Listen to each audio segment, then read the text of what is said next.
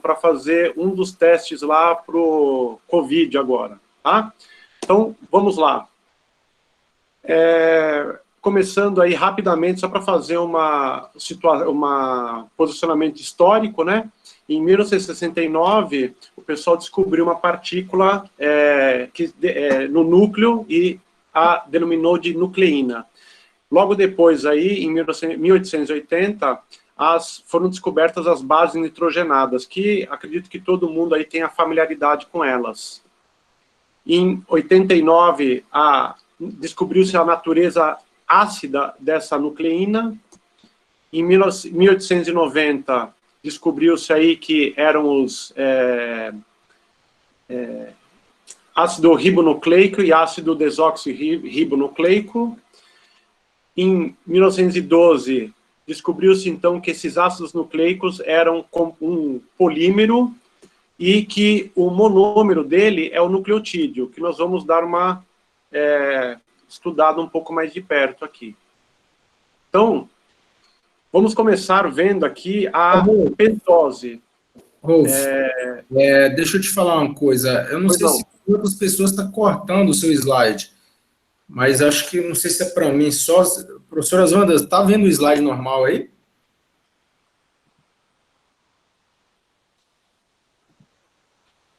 Agora eu dei um zoom, né? Não sei.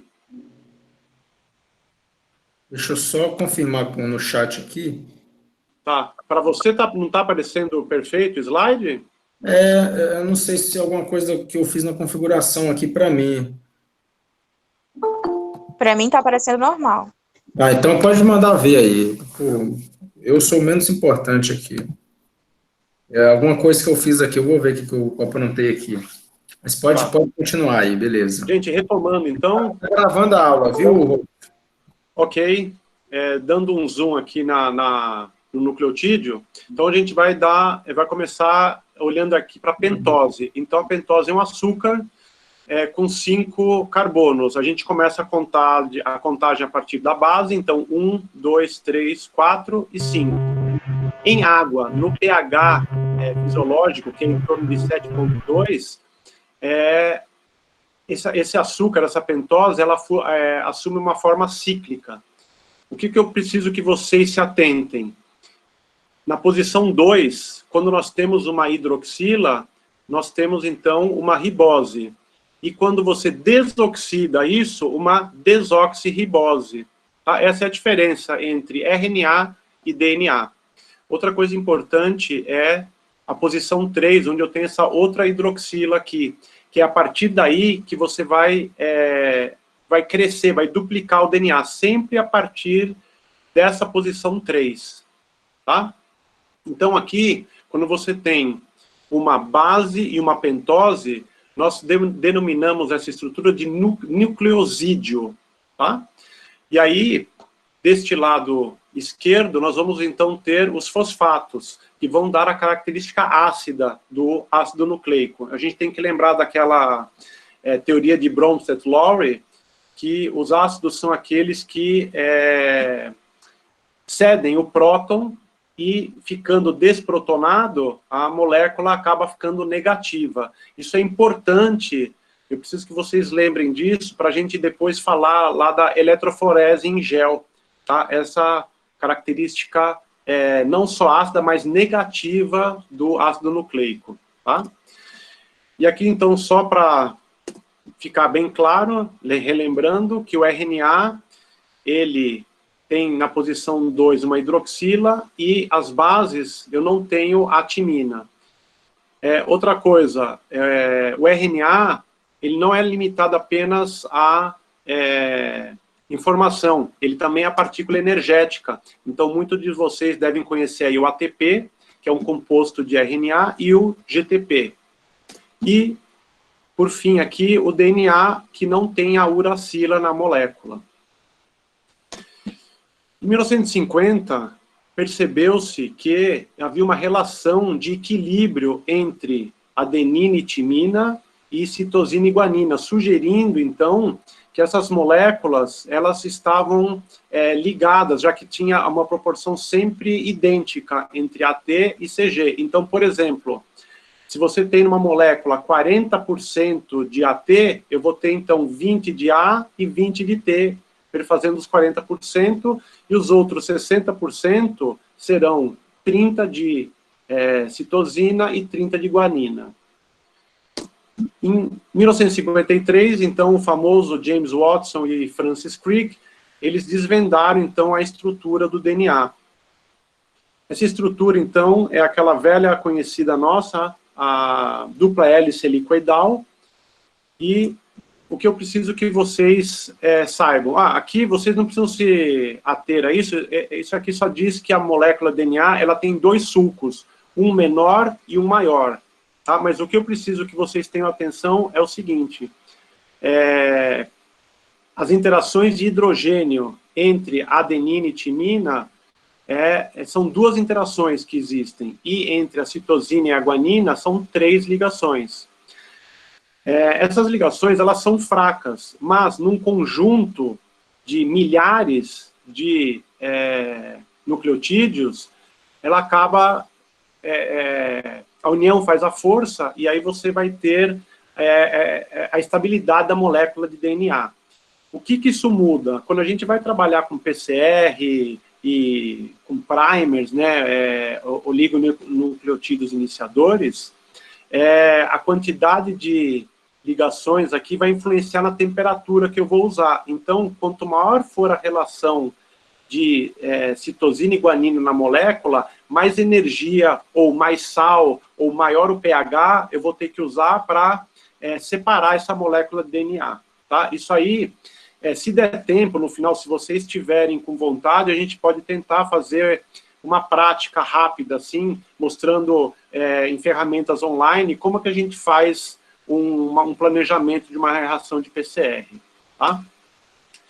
Então, aqui, nesse slide, eu queria que vocês entendessem que as duas moléculas que formam, as duas cadeias que formam a molécula DNA, elas são antiparalelas. Então, de novo, ó, começando a contar aqui pela base, 1, 2, 3, 4, 5. Então, deste lado, nós temos a extremidade 5' da cadeia DNA, e aqui 1, 2, 3, a extremidade 3'. Na outra cadeia, 1, 2, 3, 4, 5, tá? Então, aqui nós temos a extremidade 5' e dessa a 3'. Então, vocês precisam entender que essas cadeias, elas são antiparalelas. Uma corre num sentido e a outra corre no outro. Vamos falar agora rapidamente do dogma central da biologia molecular, no qual a gente identifica o DNA como uma molécula que carrega informação. Essa molécula é passível de duplicar quando da divisão das células. Ela será transcrita numa molécula de RNA mensageiro. E aqui você já pode reparar uma coisa, a molécula de RNA, ela é fita simples. E ela, portanto, é menos estável que a molécula de DNA. E, por fim, esta molécula de RNA mensageiro será traduzida numa proteína. Esse é um modelo muito simples e ele não está completo. Só para vocês saberem, o DNA, ele também gera outros tipos de RNA. Então, é RNA ribossômico, que vai participar da produção das proteínas, e a mesma coisa aqui do RNA transportador. Uma outra coisa que talvez poucos de vocês saibam, é que existe ainda um tipo de molécula que o RNA ele assume uma conformação que ele pode funcionar como uma enzima. E aí, como é um RNA, então RNA com enzima, ribosima. Tá? Isso aqui é só uma curiosidade para vocês saberem que existe. E mais uma última coisa, os RNAs, aliás, perdão, os vírus de RNA, eles, para se expressarem dentro de uma célula, né, eles precisam que esse RNA seja transformado em DNA. Então, eles codificam uma enzima chamada transcriptase reversa, que transforma o RNA em DNA. Nós vamos falar disso mais para frente novamente, tá bom? O fato do RNA ser fita simples não quer dizer que ele não possa se dobrar ou entrelaçar e formar os pares aqui das bases, tá? Então, ele pode sim acabar formando o que a gente chama de hairpin, ou grampo de cabelo, essas coisas assim. Tá? Ele vai se dobrando e vai formando essas interações. E é o que acontece aqui no RNA transportador. Todos eles têm essa forma aqui de trevo de 3 folhas. A gente pode pegar e dar um zoom aqui, só para você relembrar também a questão do códon, né? Vocês lembram? Então, o códon é uma sequência de 3 bases nitrogenadas que vai definir aí um aminoácido. E no RNA transportador, a gente tem o anticódon, que vai determinar qual aminoácido será incorporado na cadeia crescente aí da proteína. Outro ponto interessante que a gente precisa falar é, então, o sentido que uma cadeia DNA, ela cresce. Então, a partir aqui de uma fita molde, a DNA polimerase, ela vai acrescentando nucleotídeos a partir, como eu tinha dito antes, do 3' do carbono 3 desse nucleotídeo. Tá? Sempre aqui, então, a partir do 3. O próximo será incorporado aqui e assim por diante. E aí vem a ideia do 5' para o 3'. A cadeia DNA nunca cresce para o sentido 5', ok, gente? E aí, falando então agora do PCR. Então, você tem que planejar a reação de PCR. Você tem uma região de interesse aqui, qualquer. A gente, antes de iniciar a reação, nós vamos desenhar os iniciadores que vão flanquear aí a sua região de interesse. Esses iniciadores eles são complementares a alguma sequência aqui que você definiu, tá? Então, vamos lá. Então, a partir de um pequeno número de fitas molde de DNA, a gente, no primeiro ciclo, nós aquecemos essa fita, ou a reação, e aí você promove a separação das fitas. A gente diminui um pouco a temperatura, e aí, como tem iniciadores em excesso, eles acabam se ligando nas posições complementares, ao invés dessa fita voltar à sua posição, à sua conformação original. Aí nós novamente aquecemos para a temperatura ideal da TAC DNA polimerase, que é em torno de 72 graus. E o que vai acontecer? Ela vai, então, aqui, ó, reparem bem, do 5' para o 3', ela vai acrescentando nucleotídeos na molécula crescente DNA, usando a fita molde como referência. E na fita de baixo, a mesma coisa. E aí, a partir daí, eu só repito o ciclo. Agora, partindo de uma molécula, eu tenho 2, aí eu vou esquentar as 2 fitas, e mais iniciadores vão se ligar, e vou deixar com que a DNA polimerase sintetize a fita crescente aí. Ok, gente? E aí, isso vai se repetindo, e aí ele faz aqui uma previsão que após 10 ciclos, você tem aí uma quantidade aproximada de 10 a sexta vezes o DNA inicial, tá certo? Aqui eu vou mostrar para vocês um protocolo típico de PCR. Então, o que a gente precisa ter, gente? Parem para pensar. DNA, ele precisa de um molde. Você não cria DNA a partir do nada. Então, a primeira coisa que nós vamos precisar é a fita molde, um template em inglês, tá? Qual que é a segunda coisa que você vai precisar? Dos seus iniciadores, que a gente falou, que você vai desenhá-los para flanquear uma região de interesse. A outra coisa é você ter os nucleotídeos, porque senão a DNA polimerase, ela não vai poder acrescentar nada, ela precisa do tijolinho para fazer o muro. Depois nós vamos acrescentar a enzima DNA polimerase, aí existem vários tipos. A TAC foi a primeira, ou uma das primeiras, para usar na reação de PCR, porque ela é resistente a alta temperatura. Então, ela é proveniente de um organismo chamado termos aquáticos, é uma bactéria, uma árquea que vive nos geysers, né? A altas temperaturas. Então, essa proteína, essa enzima, ela é estável a altas temperaturas. E a partir dela, o pessoal foi inventando outras. Essa daqui é uma de alta fidelidade, aí tem Fusion, e aí vai por aí afora. Elas são disponíveis comercialmente, tá? E, por último, aliás, quase no final, nós vamos colocar um tampão que vai dar as quantidades de sal, magnésio e um pH ótimo para essa minha enzima funcionar. E aí, por último, completar com água.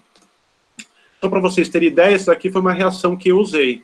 Então, eu parti de uma quantidade de DNA de 10 a menos 9 gramas, usei aí 0,25 microlitros, que é 10 a menos 3 litros, e aí por aí vai, tá? Meio microlitro de DNA, de polimerase, do tampão, e aí só para quem nunca trabalhou com isso, gente, para vocês terem uma ideia, isso daqui é a gota de meio microlitro, ela corresponde a uma cabeça de alfinete, tá? Mas sem aquela colorida, aquela de metal mesmo. Essa é uma gota que corresponde a meio microlitro. Então a gente tem que tomar muito cuidado na hora que a gente está fazendo. Qualquer gotinha a mais ou a menos vai dar um erro de o dobro. Aqui, imagina, se em vez de jogar meio microlitro, eu jogo 1 microlitro, é o dobro do que eu preciso. E aí pode dar, sei lá, o que Deus quiser aí, tá?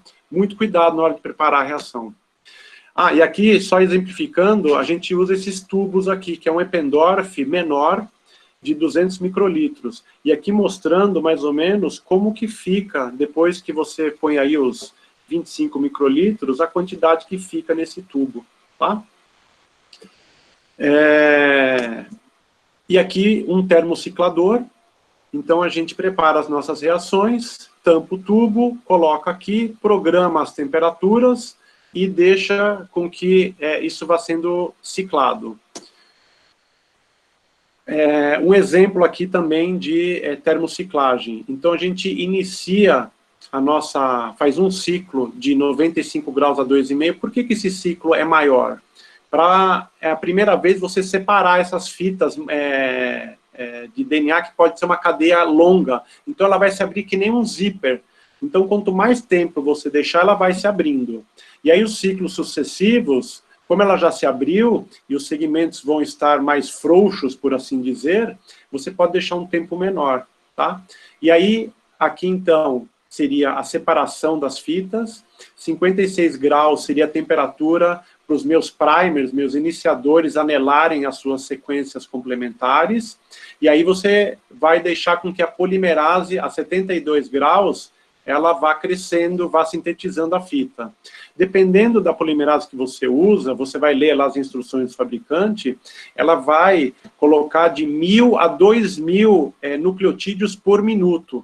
Então, vocês podem ver aqui que, como eu usei 8 minutos, era uma sequência grande de DNA, em torno aí de 7.000 nucleotídeos, tá? Então, você repete esses 3 passos centrais aqui. Aqui, no meu caso, a gente vai, por experiência, a gente vai estimando esses números, e aí, quando eles vão dando certo ou errado, a gente vai ajustando, tá bom, gente? Por último, aqui a gente deixa uma extensão de 7 minutos, é padrão isso. Por quê? Se tiver algum segmento de DNA que não conseguiu ficar pronto no meio desse ciclo, a DNA polimerase, ela tem uma característica de ser, a gente chama de proofreading, de correção de leitura. Então, se tiver algum nucleotídeo posicionado errado, tal, ou algum segmento de DNA que não está completamente duplo, nesses 7 minutos, a DNA polimerase dá um jeito de corrigir qualquer problema que teve, ok? Aqui eu pus um videozinho rápido, vamos ver se ele roda aqui.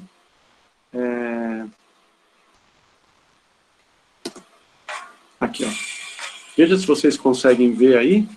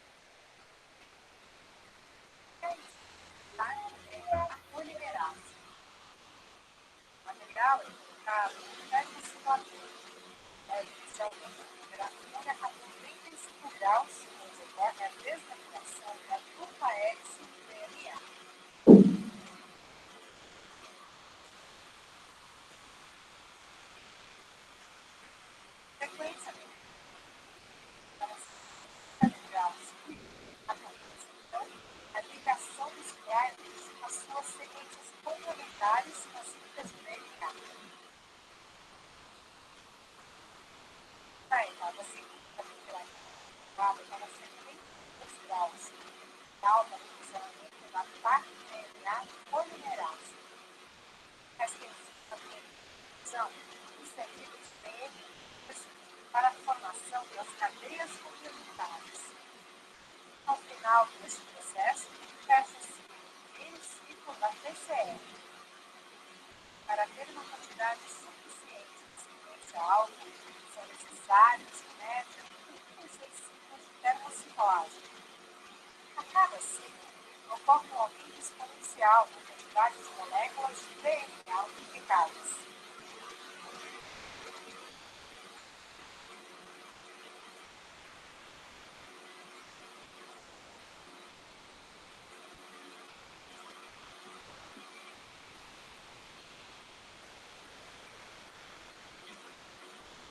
Tudo bem, gente? Aí eu não sei se o áudio ficou bom para vocês, tá? Mas qualquer dúvida aí, ou a gente mostra de novo, eu falo.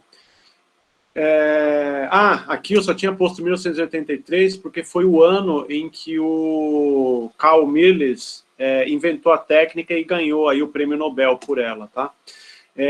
Então, veja só, gente, na PCR convencional, eu tenho lá, então, um fundo do meu tubo com um líquido transparente, antes da reação. E depois da reação, eu continuo tendo um líquido transparente.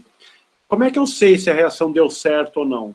Então, a gente vai ter que partir para o gel em agarose. Então, como que funciona isso? É uma gelatina, tá? Ela é derivada aí de uma alga. Então, a gente mistura isso, é um pó que você mistura com água, esquenta no micro-ondas, e aí você tem essa forma de acrílico, onde você coloca as cunhas aqui do lado e coloca esse pente para que faça os pocinhos. E aí você derrama essa gelatina líquida, espera aí uns 10, 15 minutos até ela polimerizar, e aí você arranca o pente, e aí ficam os pocinhos aqui, tá? E aí dentro de cada um desses pocinhos, que a gente põe uma alíquota, como acho que mais ou menos está mostrando aqui, uma alíquota da sua reação de PCR. E aí, esse conjunto todo você coloca nesta cuba, coloca um tampão de corrida, esse tampão, ele vai promover aí o meio, né, de condutividade dos dois polos. O polo vermelho é o positivo e o preto o negativo. Então, a gente vai montar essa parte aqui do pente, sempre aqui do lado negativo. Por quê? Lembra que eu falei lá do DNA que ele é negativo? Quando eu submeter isso a uma corrente elétrica, o DNA ele vai ser atraído para o polo positivo. E, de acordo com a trama aqui desse gel, as moléculas menores correm mais rápido e as maiores, elas vão demorar mais para correr. Então, depois de meia hora, 40 minutos aqui de corrida, aqui embaixo você vai ter as moléculas pequenas e aqui em cima as moléculas grandes. Isso, aqui eu esqueci de comentar, no gel você coloca um corante que se liga ao DNA, e esse corante, ele é fluorescente quando você o ilumina com raios ultravioleta. Então você vê alguma coisa nesse sentido. Também outra coisa que eu não comentei, você sempre corre um ladder, que a gente fala, que é uma sequência de tamanhos conhecidos, tá? Então, essa daqui, por exemplo, ela começa com 250, 500, 750, 1000, 1500, 2000, 2500, 3000, e aí assim por diante, tá? Então, vejam só,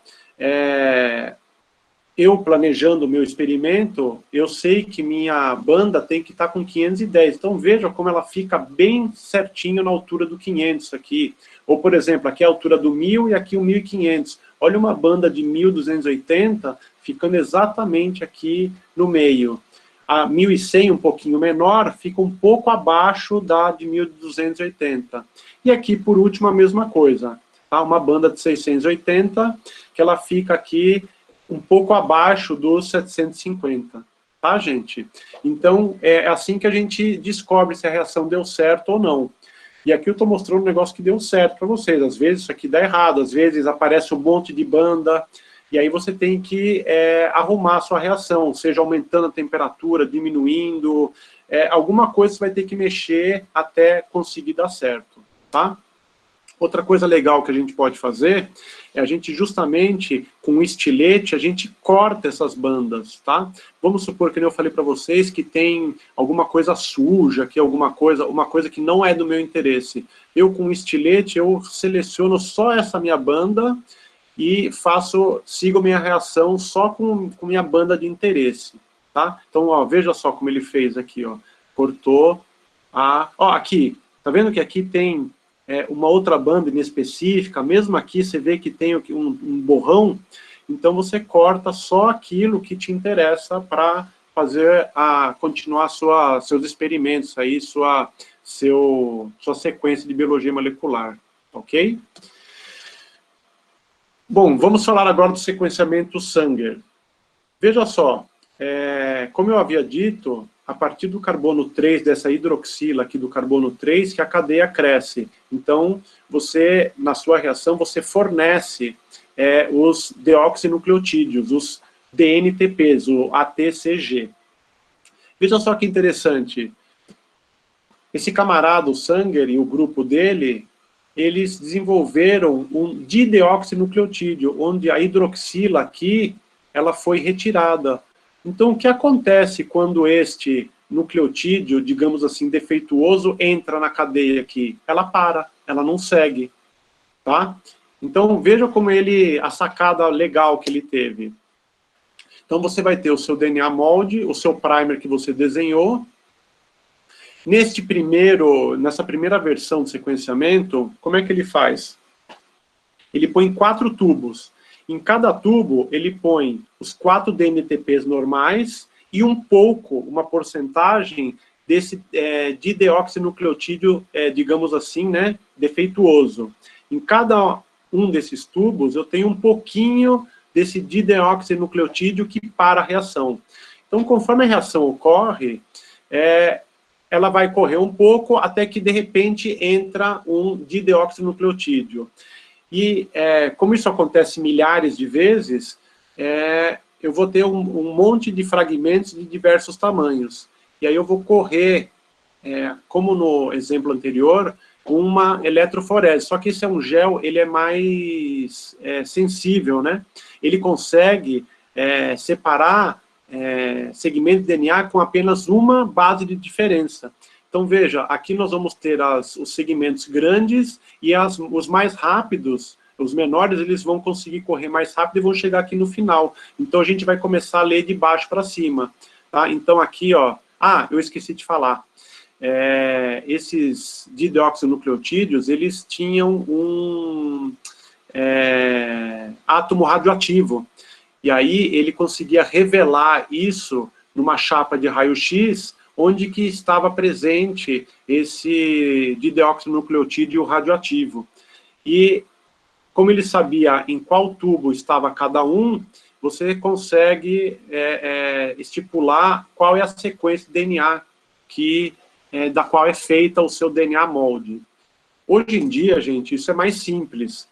Hoje nós temos os dideoxinucleotídeos com marcadores fluorescentes de cores diferentes. E um laser lê isso. Então, hoje eu não preciso mais fazer 4 tubos. Eu ponho tudo junto, eu vou ter os dideoxinucleotídeos misturados, e vai acontecer a mesma coisa. Eu tenho uma pequena porcentagem deles no meio de nucleotídeos, digamos assim, normais. E aí, eu vou ter aí os segmentos de diversos tamanhos, corro isso numa coluna.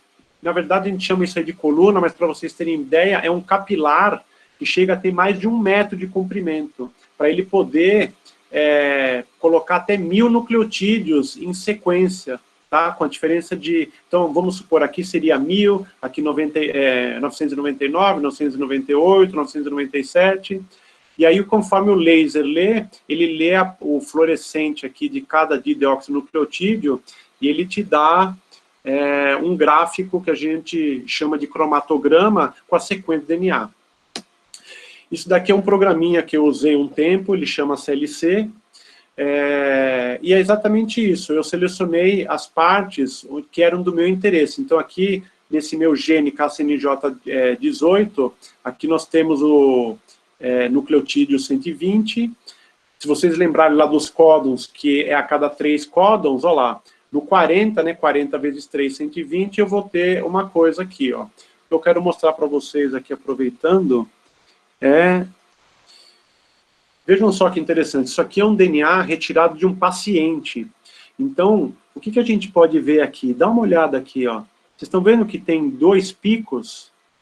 Então, esse camarada, ele tem uma adenina e uma guanina neste sítio aqui no, sei lá qual que é aqui, 119, né? No 119. O que isso quer dizer? Que ele é heterozigoto para esse sítio, tá? Ele recebeu um cromossomo da mãe e um do pai, e eles são diferentes neste sítio. Dá uma olhada, aqui a mesma coisa, ó. Aqui, então, na posição 56, sei lá, 118, alguma coisa assim, 117, aliás, perdão, 167, eu vou ter aqui também ele como um heterozigoto, tá? E mais uma vez a mesma coisa aqui, tá? Tem 2 picos nesta posição. Esse daqui já é um outro programa, é que aquele programa era pago e a gente perdeu a licença e agora nós começamos a usar esse programa aqui que é gratuito. Então ele tem essa cara diferente, mas basicamente você tem a mesma leitura aqui do cromatograma. Aqui o que eu queria mostrar para vocês é que, se você quiser, você pode desenhar um primer, um iniciador, que seja mutagênico, tá? Então, eu, deliberadamente, vou lá e troco um dos nucleotídeos aqui. E aí, como ele vai entrar na minha PCR, todos os segmentos que forem gerados a partir desse iniciador, eles vão conter essa mutação. Então, veja só, deixa eu só dar uma olhada aqui no lado, porque ele era uma glicina, tá? A glicina é GGC. Então, aqui era um GGC. Eu desenhei um primer que tem um C no lugar do G aqui, tá? Então, ele não vai mais codificar para uma glicina, ele vai passar a codificar por uma alanina. Tá, gente? Veja só, aqui do lado, ó, vamos ver, aproveita e vê aqui. GTC, é uma valina, certo? Olha o que eu fiz aqui. Eu transformei o T num C. Então, agora deixou de ser GTC, que codificava uma valina, e agora virou um GCC, que codifica uma alanina. Então, eu consegui inserir uma mutação, porque é do meu interesse. Tudo bem, gente? Vamos ver aqui, seguindo em frente. Então vamos mudar um pouquinho de assunto aqui e vamos falar das nossas enzimas de restrição, também denominadas endonucleases. Por que endonucleases? Porque elas cortam a parte interna do DNA. Eu também tenho algumas enzimas chamadas de exonucleases, e elas vão cortando o DNA pelas pontas, tá? Ele vem comendo aqui pela ponta. Ele não pega pelo meio, que nem essa, tá? Então, uma enzima de restrição, elas são super específicas e elas recebem o nome do organismo da qual elas foram retiradas ou descobertas. Então, aqui, essa chama EcoR1, ela provém da Escherichia coli e de uma cepa chamada de R1. Então, veja só que interessante.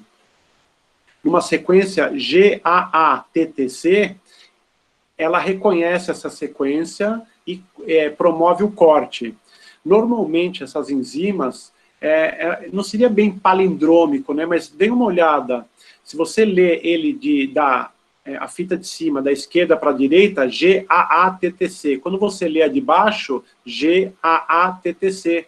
É como se fosse alguma coisa parecida com a palavra amor, que vira Roma, alguma coisa assim, tá? Elas sempre vão reconhecer essas sequências que elas são lidas, podem ser lidas tanto normal quanto de cabeça para baixo, tá? Continua a mesma coisa, GAATTC.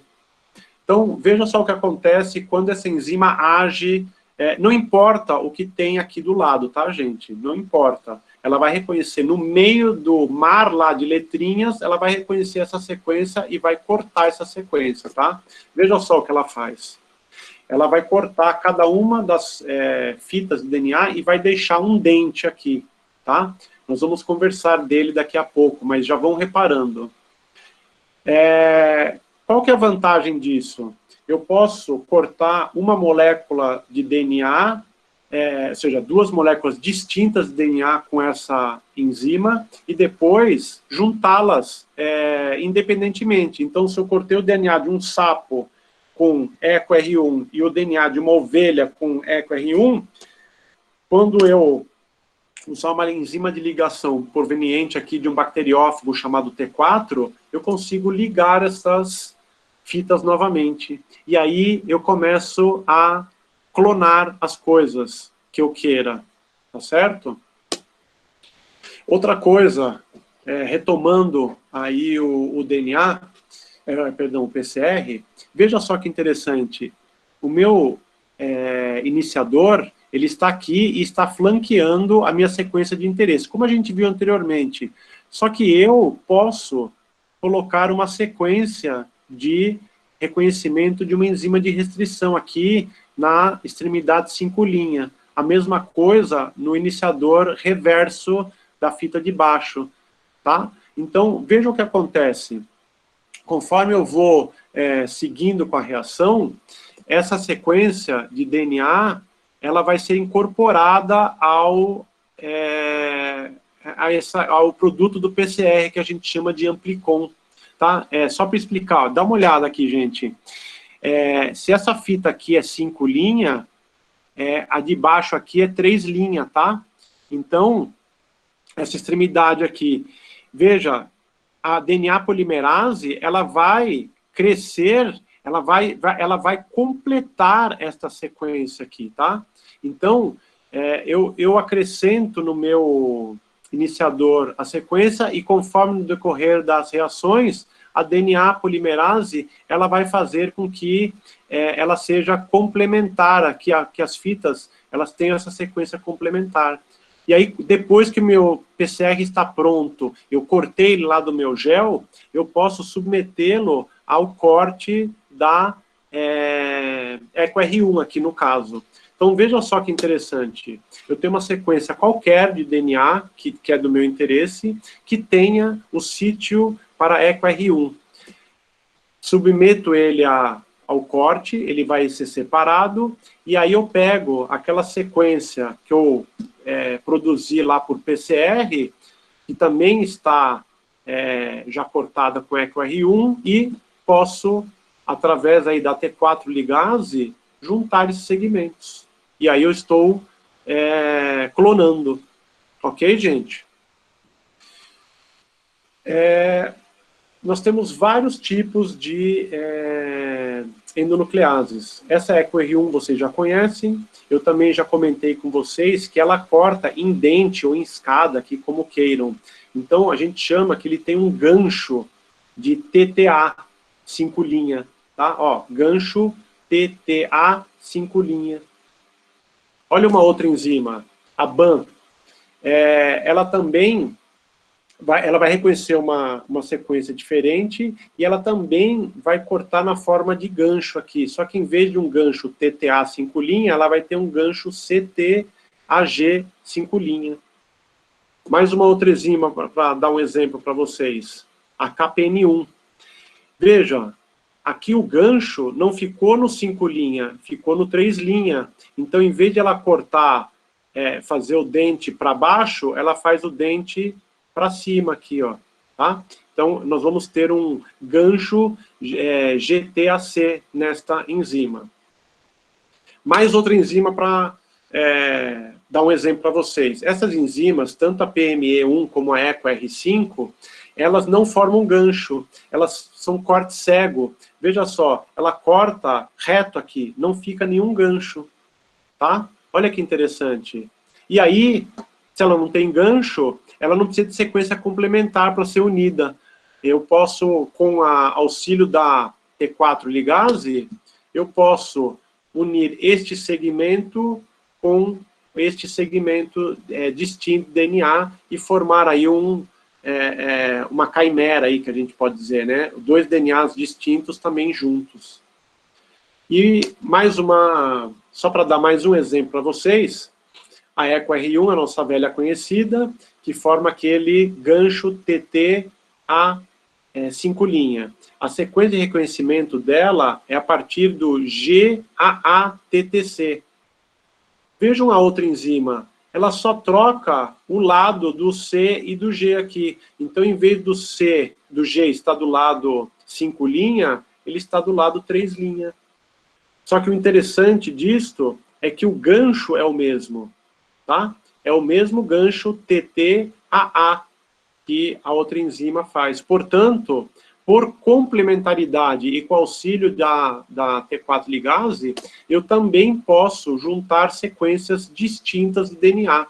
Gente, e aí existem mais de 200 enzimas de ligação, perdão, de endonucleases, de enzimas de restrição. E aí você pode fazer um sem número de experimentos aí, de planejamentos para você cortar e unir DNAs, tá certo? Vamos falar agora um pouco de vetores. Os vetores é bem naquele sentido mesmo de física, né? Uma coisa com sentido e direção, né? O vetor aqui ele é no sentido de transmissão, você vai transmitir de um lugar para o outro, tá? É um vetor biológico, no caso aqui molecular. Então, o principal e o mais usado são os plasmídios, que também são provenientes da Escherichia coli, e eles são DNAs circulares e são independentes do cromossomo único da bactéria. Só para exemplificar, a gente tem outros tipos de vetores, eles têm outras aplicações, tá? Para clonagem, o mais usado são os plasmídios, tá? Então aqui você tem esse aqui, que na verdade, esse cromossomo artificial P1, eles pegam esse plasmídio e colocam umas sequências de vírus nele, e a única coisa é que ele vai aceitar segmentos maiores de DNA que eu posso incluir nele. Aqui basicamente a diferença vai ser sempre o tamanho que ele aceita, tá? Então o BAC seria um cromossomo artificial bacteriano. Aqui, por curiosidade, foi essa estrutura que foi utilizada para fazer o sequenciamento do DNA humano na década de 90. Eles demoraram aí 13 anos para fazer. Então eles usavam esse BAC, esse vetor BAC, para você inserir sequências desconhecidas de DNA, mas como você conhecia a sequência do esqueleto dele, você consegue fazer o sequenciamento. Eu vou explicar isso um pouquinho melhor para vocês entenderem, tá? Mas só para vocês saberem, isso aqui foi usado no sequenciamento do DNA humano. E aí, por último, nós temos um cromossomo artificial de levedura. Qual é a diferença desse para os demais? Esse é linear, ele é que nem o nosso, é um DNA de eucarioto. Esses aqui são circulares. Então vamos falar um pouquinho mais do plasmídio que a gente tanto usa. Então aqui nós temos um modelinho de uma Escherichia coli. Aqui você tem o DNA cromossômico, que é enorme, e quando nós damos um zoom aqui, você vê que ele tem os plasmídios, que são DNAs circulares e bem menores do que o DNA cromossômico. Normalmente, esses plasmídios, eles ocorrem naturalmente na bactéria e normalmente conferem resistência à bactéria a algum antibiótico. Outra característica interessante dos plasmídios é que eles se duplicam independentemente do DNA cromossômico.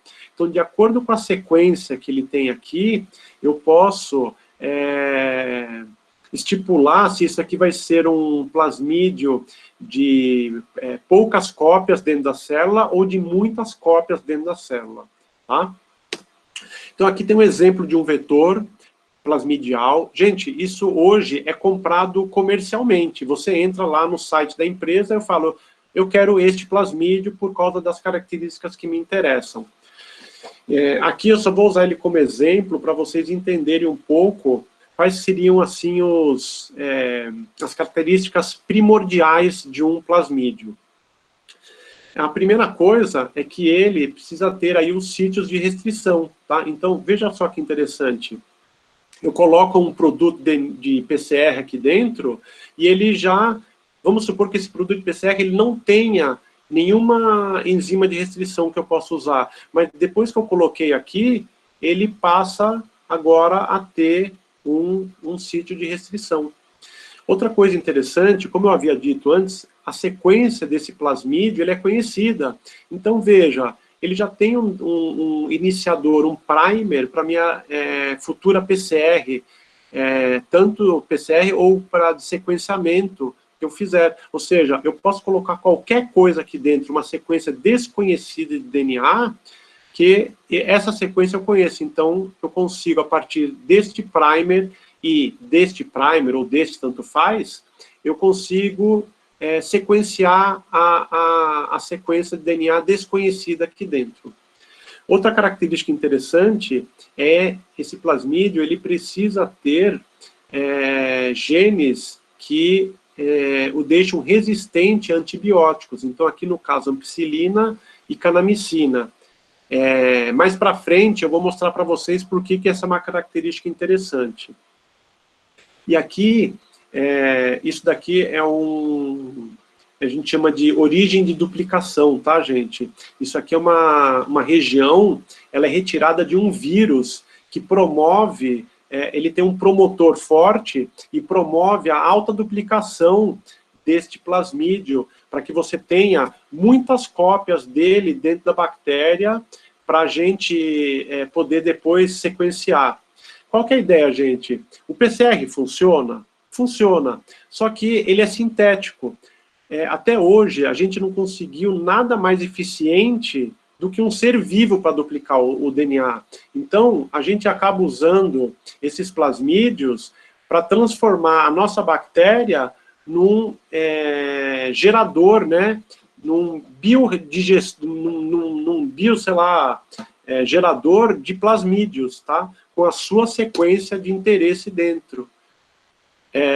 A bactéria, ela vai ter um monte de ferramentas para corrigir erros no DNA, que no meu PCR eu não tenho. Numa PCR podem aparecer mutações indesejadas? Podem, tá? Essas mutações indesejadas, na bactéria, a chance delas ocorrer é muito menor, porque a bactéria vai ter um monte de enzimas e ferramentas para, caso ocorra uma mutação indesejada, ela corrige. Então, por isso que até hoje nós usamos as bactérias como biodigestores, aí, né, como formadores de DNA.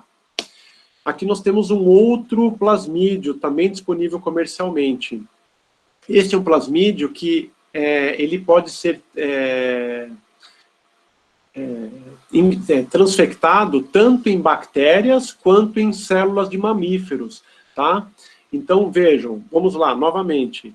Nós temos um gene de resistência a antibióticos. Agora aqui, ele vai ter origens de duplicação, ó, de simian vírus, vírus que ataca macaco, tá? Nós temos aqui um outro citomegalovírus, tá? Um outro promotor. Isso tudo para que quando eu inserir esse DNA dentro de uma célula de mamífero, ele se duplique dentro da célula de mamífero e o meu DNA que eu vou inserir aqui, ele ser expresso.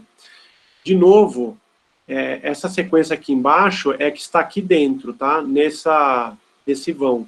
Então, eu tenho que cortar esse DNA com alguma enzima de restrição e inserir o meu DNA de interesse. Ó, veja, aqui sempre vai ter a EcoR1, é a principal, foi a primeira descoberta e ela sempre vai estar presente em todos os plasmídios.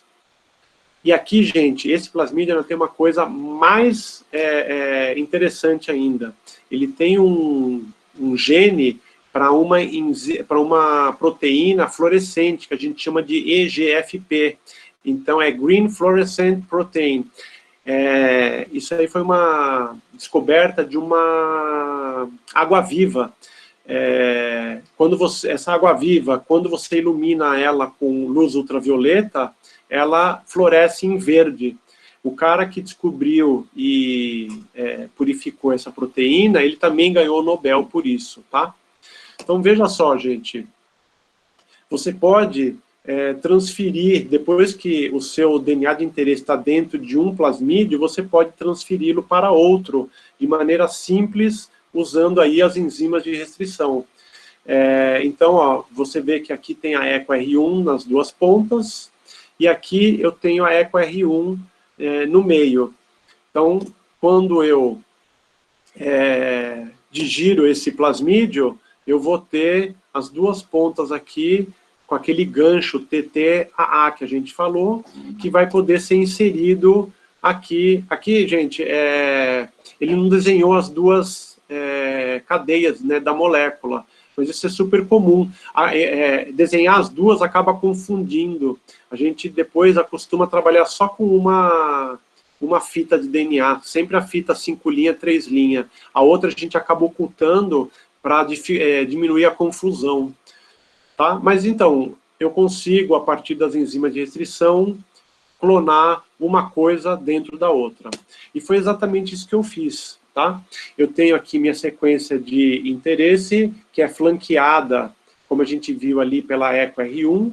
Quando eu digiro este DNA com a EcoR1, aparece aqui uma banda com esse tamanho do meu inserto que eu pus. Aí, depois, eu corto esta banda e coloco ela no outro plasmídio, tá? Então, são aqueles dois plasmídios que nós vimos anteriormente. Vejam só, aqui, quando eu digiro este plasmídio com a EcoR1, eu vou ter dois segmentos. Um segmento grande, que é o esqueleto do meu plasmídio, que é representado por esse borrão aqui, e uma outra sequência, uma outra banda, que vai corresponder a essa sequência menor de interesse aqui, que ela tem 1.500 pares de bases. E aí, quando eu digiro este plasmídio, aparece só o plasmídio. O que eu fiz aqui? Eu corto esta banda daqui, corto esta banda, misturo os dois na presença daquela T4 ligase, e aí esse inserto, ele acaba entrando dentro aqui do meu plasmídio, tá? Então, veja aqui, ó, só para reforçar, eu vou ter a minha sequência de interesse e, no caso deste plasmídio específico, ele vai produzir também a proteína que floresce ao ser iluminada com luz ultravioleta. Então, a gente vai poder... antes disso, né? Como funciona, gente? Depois que eu faço a mistura aí do meu DNA com o plasmídio, eu vou inserir esse DNA dentro da bactéria através de um processo térmico, né? Então você esquenta e esfria, e esse DNA ele acaba entrando dentro da bactéria. Aí eu tenho uma placa de agar com antibiótico, e eu pego essa bactéria e esfrego ela aqui em cima numa proporção bem diluída. Depois de 12 horas, numa estufa a 37 graus, eu vou encontrar várias colônias desse tipo aqui. A ideia aqui é que cada colônia provém de apenas uma bactéria, tá? Então, é como se uma bactéria tivesse caído aqui e nas 12 horas ela foi se reproduzindo. Tem perigo de ter alguma bactéria aqui que não tem o plasmídio? Não, porque só a bactéria que tem o plasmídio, que tem resistência ao antibiótico, é a que vai sobreviver nesta placa que tem antibiótico. Então, eu coleto aqui uma colônia ou várias, aí vai, né, de acordo com o meu experimento, e vou deixar ela crescer num meio líquido agora, que também tem antibiótico. E esse meio, esse tubo, eu deixo agitando durante 12 horas a 37 graus. Então, eu vou expandir essa colônia pequenininha que eu coletei aqui numa grande solução aqui de bactéria, contendo bactérias. A gente centrifuga isso, a bactéria vem para o fundo, tá? E aí, através de um processo, que é até comercial também, você compra um kit de purificação de DNA. Você consegue purificar apenas o plasmídio dessa bactéria. Você elimina todo o resto, membrana, DNA cromossômico, né, lipídios, proteínas. Você consegue purificar apenas o DNA. E aí esse DNA purificado agora, como a gente viu lá na aula, numa das aulas anteriores, a gente vai ter uma cultura de células e eu vou transfectar. O nome técnico para isso é transfectar. A gente pega aquele DNA exógeno e transfecta dentro de uma célula. E na cultura de células, essa célula vai passar a expressar o DNA que está dentro do plasmídio. Então, quando a gente olha uma célula, né, dessa garrafa, a gente vai ver alguma coisa parecida com essa. A moça, eu não me lembro o nome dela, mas ela falou muito da HeLa. Essa daqui é uma outra linhagem de células chamada de REC. Essa célula é humana, né? É Human Embryonic Kidney Cell, ou seja, é uma célula de rim embriônica, tá? De embrião. Ela, assim como a HeLa, ela é imortalizada, então ela tem características tumorais, ela nunca morre, ela só vai se reproduzindo. Tá? Então, quando a gente olha para ela no microscópio, a gente vê alguma coisa parecida com essa. E, no meu caso, quando ela está transfectada com aquele plasmídio que gera uma luz verde, ou seja, uma fluorescência verde, olha só que legal.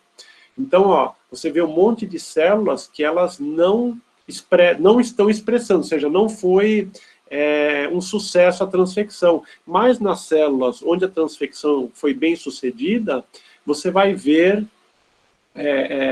uma fluorescência verde ao iluminá-las com luz UV. Isso daqui é só um artefato lá do microscópio, tá, gente?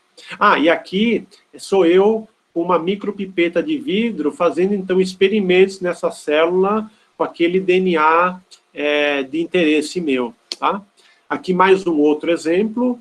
Então, o interessante de você usar aí uma proteína fluorescente é que você vai certinho na célula que tem, que está expressando o seu gene de interesse, né? Você imagina quantas células tem aqui que se eu tentasse fazer o experimento, eu ia perder meu tempo. Então eu vou certinho nas células que estão expressando o verde. O pessoal também conseguiu transformar o verde em vermelho, tá, gente? Então, através aí de mutações, as empresas aí, os cientistas, eles conseguiram transformar o verde em vermelho. Então, eu também utilizei o vermelho. Esse aqui é uma proteína, também é uma proteína de membrana, e aqui é um outro tipo de microscópio, tá? Esse é o tal do microscópio confocal. Então, como é uma proteína de membrana, a gente consegue ver que ela expressa, né, a proteína, ela é expressa na membrana, tá? Olha, veja só, bem na borda da célula aqui. E, neste caso, olha que interessante, eu tenho digamos assim, canal selvagem, né, que a gente chama, em inglês é o wild type, né, o selvagem, e aqui eu tenho um canal mutante. Dá para perceber que o canal selvagem, ele expressa muito melhor na membrana do que o canal mutante, tá?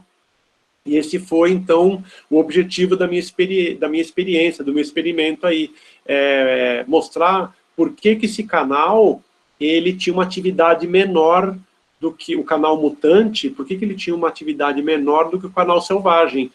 Por quê? Porque ele é menos expresso na membrana. Se eu tenho menos canal na membrana, eu vou ter menos atividade dele, tá? Esse é apenas um dos exemplos, gente, possíveis das aplicações que a gente pode ter aí com a biologia molecular, tá certo?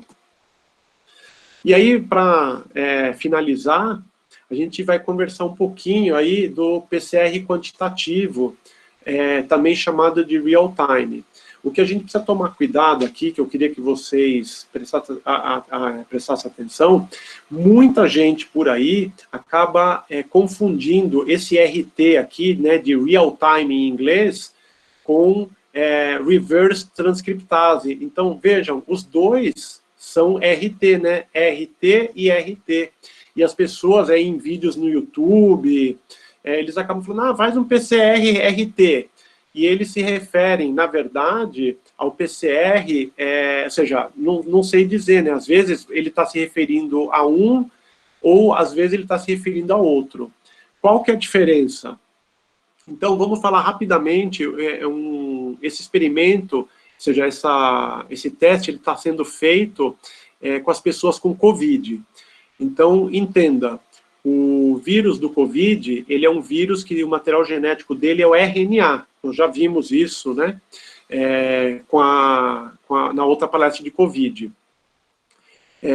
Então, quando esse vírus ele entra dentro o material genético dele é colocado dentro de uma célula, você precisa produzir o DNA a partir dele, usando, então, uma transcriptase reversa.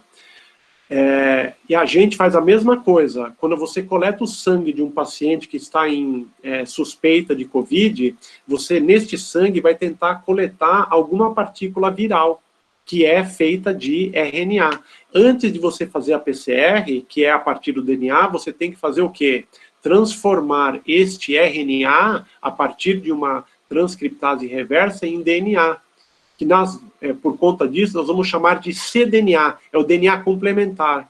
Então, toda vez que vocês virem cDNA, vocês vão saber que ele é um DNA proveniente de um RNA. Tá? Esse teste, então, ele é feito desta forma. Você coleta o sangue do paciente, tenta pescar o RNA mensageiro do vírus, convertê-lo em cDNA, para, a partir daí, fazer PCR, para que você tenha muitas cópias e você possa detectá-lo. Tá? Qual é a grande vantagem do PCR quantitativo? Você vê a reação acontecer, tá? Lembra, nós vimos na anterior que você teria que deixar, no PCR convencional, você não vê a diferença do começo e do fim da reação. Neste PCR quantitativo, você vê a reação acontecer. Como que isso é feito? Então, veja só. Você vai ter as suas sequências molde, né, os seus templates, como no PCR convencional, e você vai desenhar os seus primers flanqueando alguma região.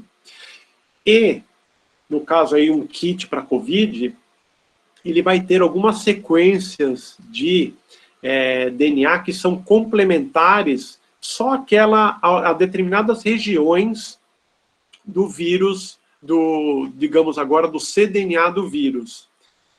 Qual que é a peculiaridade deste segmentinho, desta sonda aqui? Ela tem um gene repórter, tá? Ou uma partícula repórter que seja, que é fluorescente, só que ela tem, do outro lado da molécula, um extintor. Então, esse extintor, ele absorve toda a fluorescência dessa partícula. Então, imaginem lá o ciclo do PCR acontecendo. Então, você separa as fitas, na hora que você vai fazer o anelamento dos primers, anela o primer e vai anelar também essa sua sonda contendo aí... Ela não está brilhando, gente, tá? A ideia é essa. Toda vez que o extintor estiver perto do repórter, ele não brilha. E aí eu deixo a DNA polimerase sintetizar a fita a partir do primer aqui. O que vai acontecer? A DNA polimerase, ela tem essa característica que eu falei para vocês de proofreading, né? Ou seja, ela vai conseguir ver que tem alguma coisa errada aqui na frente que não tem nada a ver com o DNA. Então, o que ela vai fazer? Ela vai arrancar, ela tem essa capacidade exonucleotídeo, tá? Ela vai, no caminho dela, fazer, o que é isso aqui na frente? Ela vai arrancar e, nessa hora, ele vai liberar a partícula repórter, ela vai ficar longe do meu extintor e ela vai começar a brilhar. E aí a sequência, a DNA polimerase continua. Agora você imagina isso depois de 10, 20 ciclos. Eu vou ter cada vez mais partículas repórter brilhando. E aí, olha que legal, você vai ver um negócio desse tipo aqui. Gente, isso daqui, na verdade, é uma curva de calibração. Então, veja se você entende. Eu começo com uma quantidade aí maior de DNA. Então, recapitulando, micro é 10 a menos 6, aqui eu tenho 10 a menos 7, 10 a menos 8, 10 a menos 9, e assim diante até 10 a menos 12 DNA, picogramas de DNA, tá? Então eu tenho, a cada passo aqui, eu tenho 10 vezes menos DNA. Obviamente, a amostra que tem mais DNA, ela vai começar a amplificar primeiro. Tudo bem, gente? E assim por diante. Quanto menos DNA eu tenho, mais ciclos demora para ela começar a amplificar, tá? Então, isso aqui é uma curva que eu te falei de calibração, ela é perfeita, né? Você percebe que ela é linda, maravilhosa. Outra coisa que eu preciso mostrar para vocês é o seguinte, essa aqui, na verdade, aqui ela está tão perfeita que você não vê, mas todas essas curvas, elas são feitas em triplicata, tá, gente?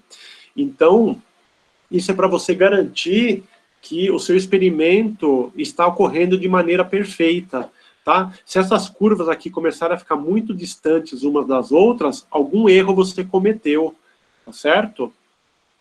E outra coisa, aqui nós temos uma última amostra, que é a amostra sem template, tá? É a amostra sem DNA. Lembrem que eu falei para vocês, a polimerase, ela não cria DNA a partir do nada, ela precisa de um template. Então, isso é para você garantir que os seus tubos, que não tem nenhuma contaminação no seu DNA. Então, ela não pode aparecer. Se ela aparecer, se aparecer uma amplificação do seu tubo que não contém DNA, é porque você tem alguma contaminação, ou seu tampão está contaminado, você contaminou seu tubo, alguma coisa aconteceu. Tá, então podem contar aqui, ó, 1, 2, 3, 4, 5, 6, 7, 8.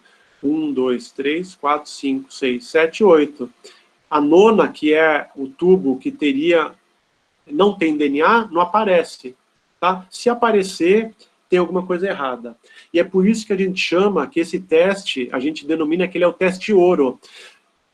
Quando você vê, por exemplo, uma amplificação, no caso do teste do COVID, você tem certeza que aquele cara ou aquele paciente tem o COVID. Por quê? Porque você vai ver, você vai fazer análise das curvas aqui. Então, só para vocês verem um outro exemplo, ó, isso aqui é uma curva mais real, tá? Vejam só que interessante. Aqui você já fica na dúvida. Qual dessas três, da triplicata, né? Qual dessas três é a certa? Você vai usar o do meio? Aqui, se eu estivesse fazendo, eu já repetiria este tubo aqui, tá, gente? Não dá para confiar. Olha esse aqui. Esse daqui você já confia mais nestas duas linhas que estão juntas, e essa daqui já fica na dúvida. E assim por diante, ó, o laranja aqui também. Qual que tá, né?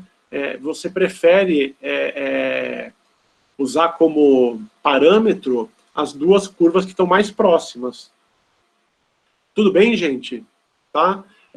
E aí, quanto menos DNA tem, maior é o seu erro, né? Imagina as gotas que você vai colocando lá, como eu expliquei anteriormente. A gota é tão pequena que se tiver uma gota do lado de fora da sua ponteira, ela já vai te dar uma diferença, tá? Que pode ser, por exemplo, o que aconteceu aqui, tá? Você coletou uma amostra e não veio só o que estava dentro da ponteira, veio um pouquinho do lado de fora. E aí, esse pouquinho vai te dar uma diferença absurda na hora de você fazer o teste, tá? Esse teste, então, quando você olha para ele, você sabe dizer se o teste está bem feito ou não. Você pode garantir para a pessoa que ela tem ou não, ou teve o COVID, ou que ela está com o COVID, ou qualquer outro antígeno aí que possa acometer a pessoa, desde que você tenha os primers certos para ele.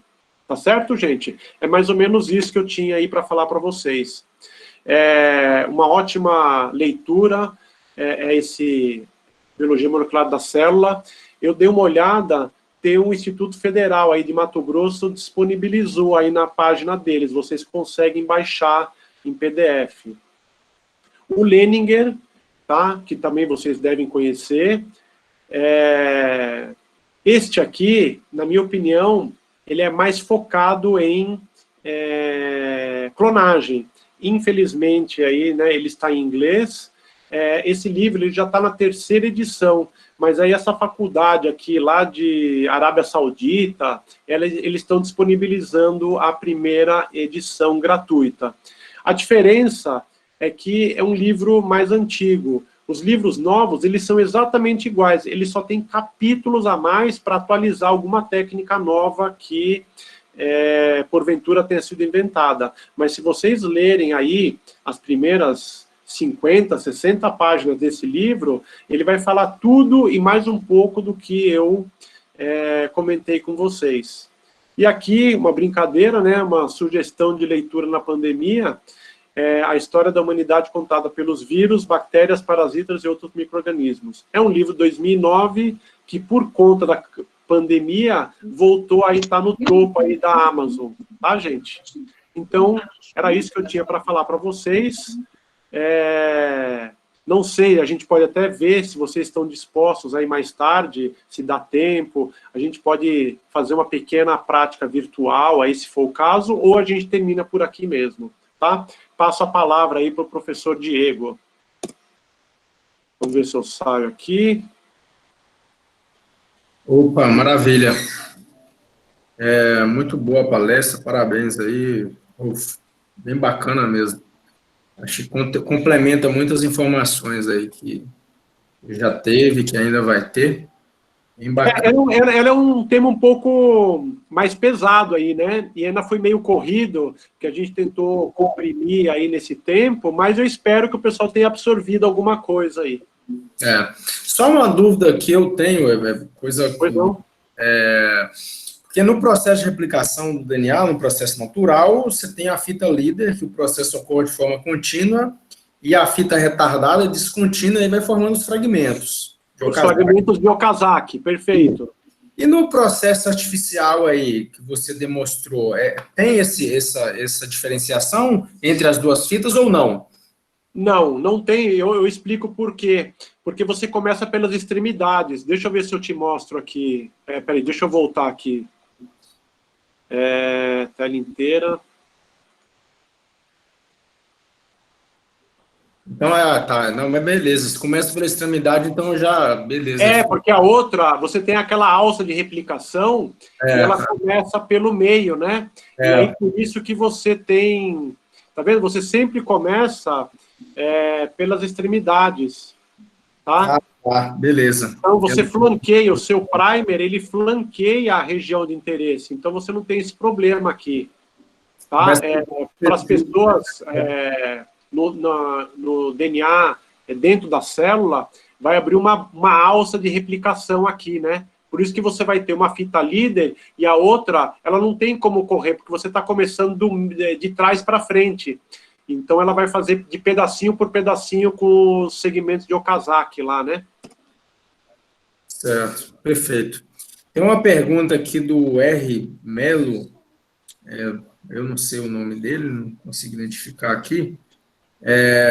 Boa noite, você poderia explicar a parte do início da clonagem com plasmídio? Então, aquela coisa, eu vou voltar na minha apresentação aqui.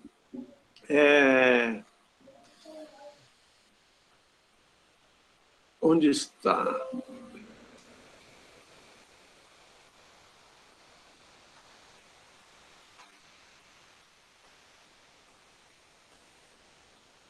Então, aqui você, por exemplo, esse aqui é justamente um plasmídio que a gente chama de sequenciamento, tá? Por que ele é um plasmídio de sequenciamento? Porque ele é produzido desta forma aqui. Na verdade, ele não é vendido circular, ele é vendido linear. Então, ele tem um gancho T numa das fitas e um outro gancho T na outra das fitas. Quando você usa uma polimerase que ela não é de alta fidelidade, essa TAC comum, da característica dela, ela acrescenta um azinho no final do seu DNA amplificado. E ó, veja só que interessante, se esse DNA plasmidial ele tem um T sobrando, se o seu produto de PCR ele tem um A sobrando, quando você junta isso, por conta dessa pequena complementaridade de uma base de cada lado, esse plasmídio ele aceita qualquer produto de PCR. Então, deixa eu ver, que eu tinha uma banda minha de PCR aqui que estava meio ruim, acho que era antes, né? Que eu acabei não mostrando para vocês, né? Cadê ela aqui? Tem algum... Peraí, deixa eu só ver.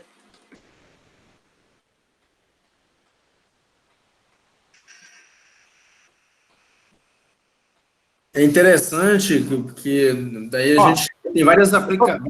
Vou mostrar uma coisinha aqui, Diego, só um momentinho, ó. Vocês estão vendo aqui, ó, que tem uma banda inespecífica aqui?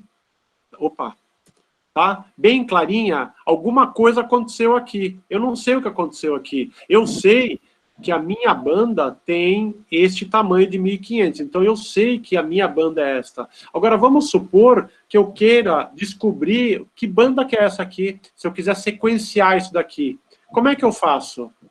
Eu pego, recorto esta banda do meu gel, ela é um produto de PCR, e eu vou inserir ele aqui dentro, tá? E aí, como eu conheço a sequência do meu plasmídio, eu posso sequenciar toda a sequência do plasmídio aqui, né, que flanqueia esta região, e ele vai sequenciar o produto do PCR. E aí, de novo, a partir daqui, eu descobri alguma sequência de DNA que me interessa. Eu posso usar das enzimas de restrição que esse plasmídio aqui, né, esse vetor me oferece para subcloná-lo em outros plasmídios.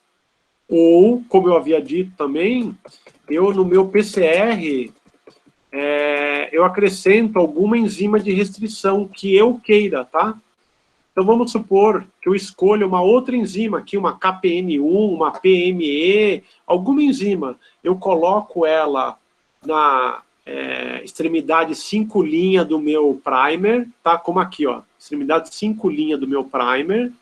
E depois da digestão, eu vou lá no meu plasmídio, usando a mesma enzima, eu consigo, por exemplo, veja, se lá no meu PCR, de um lado eu pus essa BIGAL2 aqui, BGL2, ou uma BAN, quando eu cortar este plasmídio com essas duas enzimas, com a BGL2 aqui, com a BAN desse lado, e o meu produto de PCR com as mesmas enzimas, na hora que eu juntar isso, vai entrar minha sequência de interesse de DNA aqui dentro, e eu vou poder trabalhar com ela da forma que eu acho devido. Não sei se foi essa a dúvida do colega aí, se foi respondida.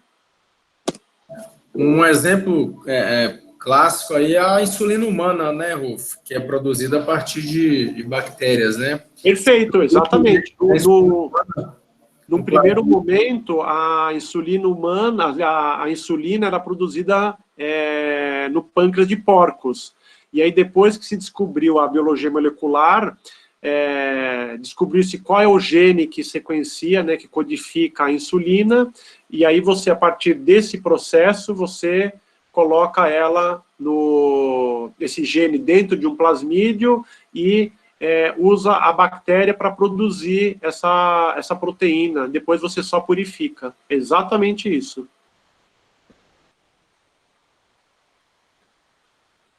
Deixa eu ver se tem mais perguntas aqui.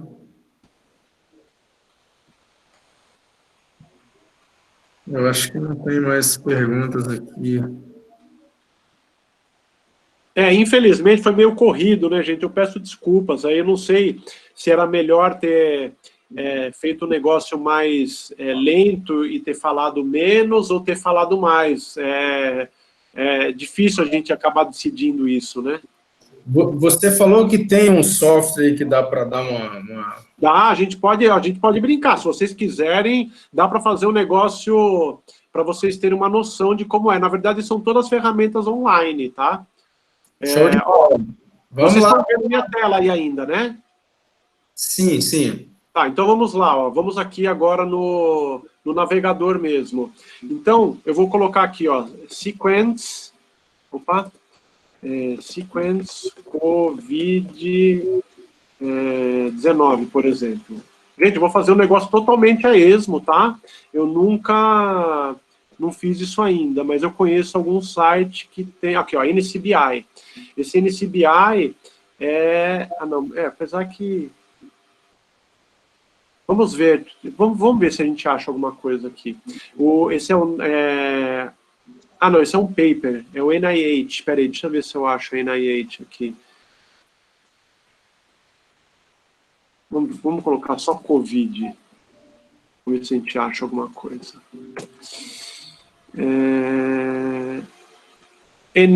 Cadê o NIH aqui? Vamos colocar... vamos colocar SARS. Vamos ver se aparece como SARS.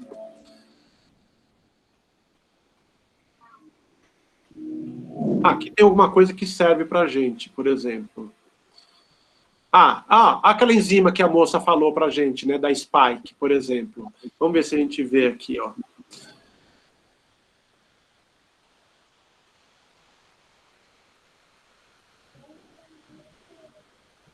Cadê?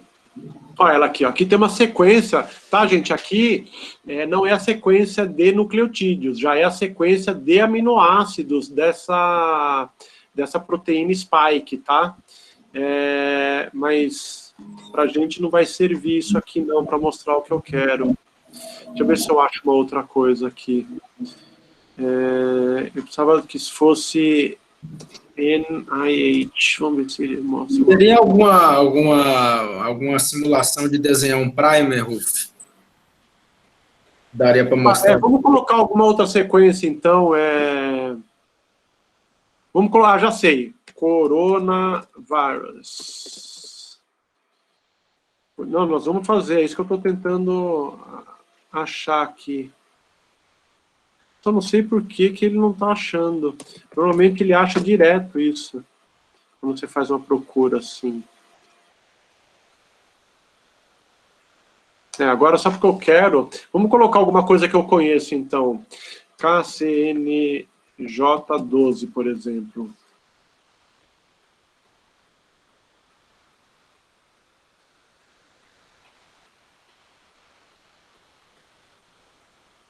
Aqui, vamos ver.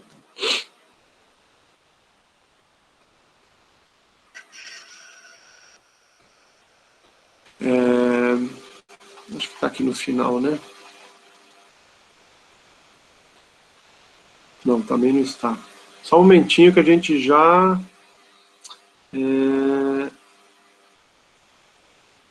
ele está fazendo alguma burrada aqui. KCNJ12.